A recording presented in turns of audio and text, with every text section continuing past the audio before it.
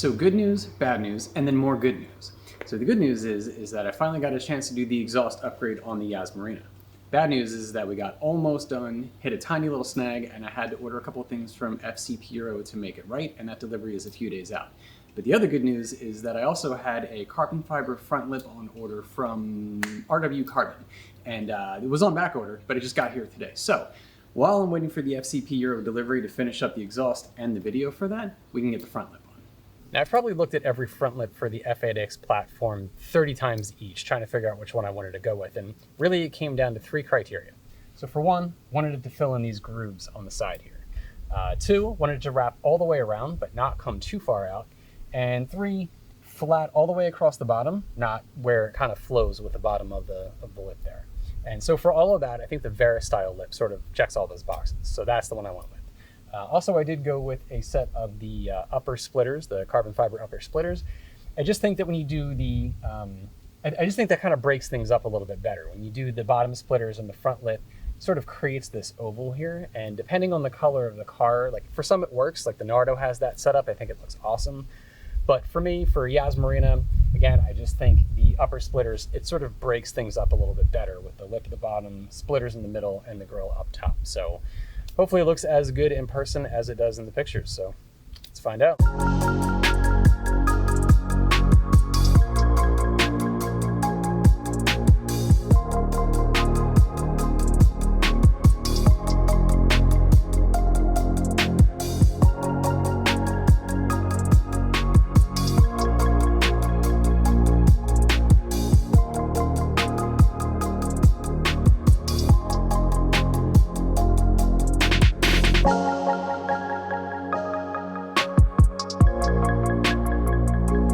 So the first step of this installation is to remove these splash guards and to heat up where the perforated fold is along the edge here, and then cut the part that hangs down.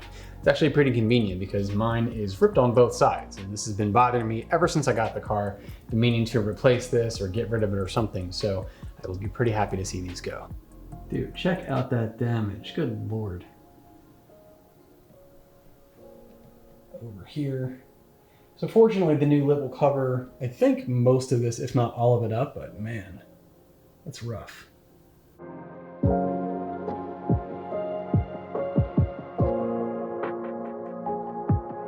Okay, so here is the splash guard, and this is the perforated line on the inside that we want to heat up and cut. So even though this is just rubber hanging down, this can cut off pretty easily. There is like this plastic lip that runs all the way through. So heating this up will make sure that it cuts much easier and that the plastic isn't so brittle.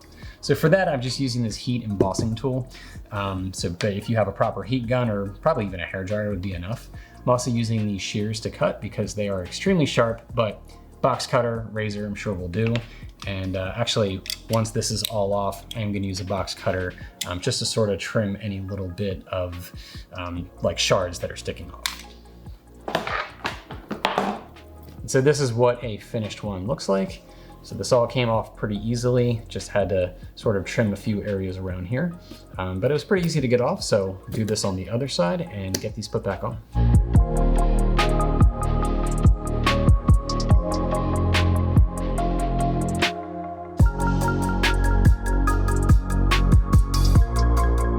Before I install anything, I'm gonna clean up the area under the lip and the splitters with some Car Pro eraser. Probably not really needed under here since we're using screws to secure the lip, but definitely the splitters for the double-sided tape, get off any oils, but why not just do everything?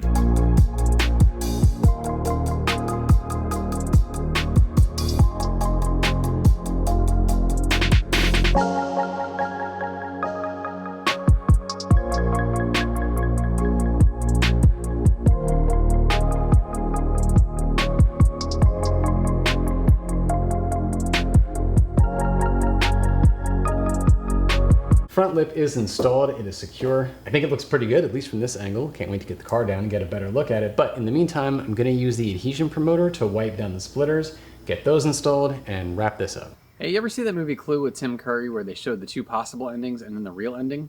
Well, we could have done a possible ending where we do some, clever angles and creative editing and some cinematic slow roll in the final product and talk about how great the install was and how good it looks and blah, blah, blah. But here's what really happened. All right, well first let's just talk about the front lip because that actually came out really well. So the install didn't go perfect the first time, but all things considered, it really wasn't that bad. I kind of made the mistake of trying to start at these corners here and then work around, and ultimately the better method was to secure the ends on both sides first, even though I thought they were lined up because we had the tape, you know, as a test fit and to hold it in place. But once I kind of did this side, then this was a little bit off. So I did the very far ends, then the corners here, and then kind of worked around, and that fitment worked. The only other thing I had to do was put an extra screw over here, just because I noticed there was just a tiny bit of gap over there that was not over here, but it is on really snug. And again, I love the way that it looks. I think this was the right choice for the car. But now the splitters. Well, let me just show you. All right, so first the good side. So here, everything is lined up, I think pretty on point. Not a lot of tape needed to get this on, and I think everything looks really good. Now the problem side. So two mistakes were made here. One, I used way too much double-sided tape on here. I think I had like 3 strips here and on the bottom, which is overkill. You really only need like 1 or 2. 2, because this didn't line up exactly as I wanted it to when I put it on, and it was practically cement at that point because of all the tape, when I tried to loosen it up, I used the heat embossing tool, try to soften this up and pull from this side. And of course, once the heat was applied and once I started pulling a little bit, it just totally bent the carbon fiber. And now it is, you know, stuck in that position. So I tried to, as a last ditch effort, to put a little bit extra tape here and to try to get it stuck on just to see how that would work, but it doesn't. It's just permanently bent. So now the debate is just order a new set of splitters and replace this side, or take them off entirely because maybe I don't like them. Right now I'm somewhere in between the two. And I think I'm just a little bit frustrated with this side, so I'm gonna hang with them for a day or two and kind of see how it goes.